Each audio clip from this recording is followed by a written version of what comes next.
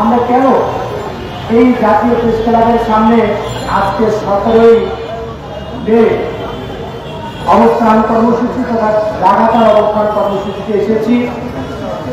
আপনারা জানেন 2023 সালে 22 দিন এই জাতীয় প্রেস ক্লাবের সামনে আমরা অবস্থান করেছিলাম এবং সেই অবস্থান কর্মসূচির মধ্য দিয়ে তৎকালীন সরকার এর মন্ত্রী এবং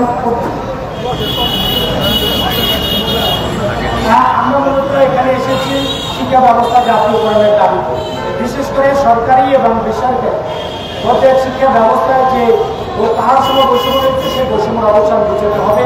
বর্তমান বৈষম্য বিরোধী আন্দোলনের ফলে যে সরকার ক্ষমতায় আছে, বিশেষ করে একজন নোবেল যে শিক্ষক প্রধান উপদেষ্টা হিসেবে আমাদের আছেন, আমরা মনে করি যে ওনার মাধ্যমেই কেবলমাত্র সম্ভব এদেশের সরকারি এবং বেসরকারি শিক্ষা ব্যবস্থায় যে বৈষম্য সেই বৈষম্য উচ্চারণ সম্ভব।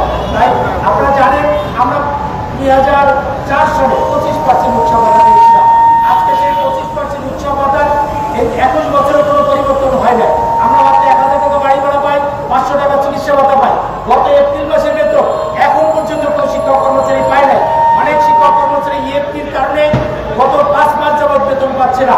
এই সকল বঞ্চনা এবং এই সকল বঞ্চনা ঘোষণের জন্যই আজকে সারা দেশে 5.5 লক্ষ শিক্ষক কর্মচারী ঐক্য পরিষদের ব্যানারে জাতীয় প্রেস ক্লাবের সামনে লাগাতার অবস্থান কর্মসূচি পালন করছে এবং যতদিন পর্যন্ত আমরা আগামী ঈদুল আজহার আগে 25% উৎসব ভাতা থেকে সরকারি শিক্ষক কর্মচারীদের ন্যায় শতভাগ উৎসব ভাতা, পূর্ণাঙ্গ বাড়ি ভাড়া এবং চিকিৎসা ভাতার ঘোষণা সহ জাতীয়করণের ঘোষণা না পাবো ততক্ষণ পর্যন্ত 5.5 লক্ষ শিক্ষক কর্মচারী এই জাতীয় প্রেস ক্লাব থেকে ঘরে ফিরে যাবে না।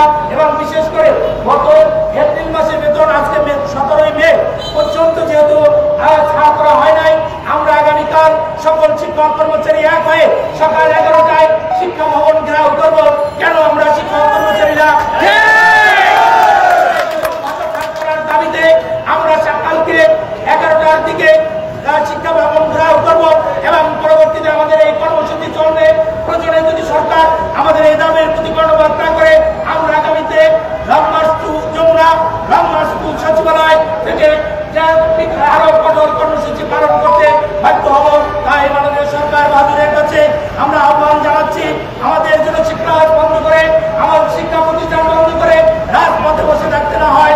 দয়া করে আপনি অনতিবিলম্বে আলোচনার মধ্য দিয়ে এই শিক্ষা ব্যবস্থা জাতীয়করণ সহ আগামী ঈদুল ফিতরের আগেই শিক্ষা ব্যবস্থায় যে আর্থিক বৈষম্য রয়েছে 25% উৎসব ভাতা থেকে শতভাগ উৎসব ভাতা, বাড়ি ভাড়া এবং চিকিৎসা ভাতা পূর্ণাঙ্গ ঘোষণা দেবেন সেই প্রত্যাশা ব্যক্ত করে সবাইকে ধন্যবাদ জানিয়ে আমার বক্তব্য এখানে শেষ করছি।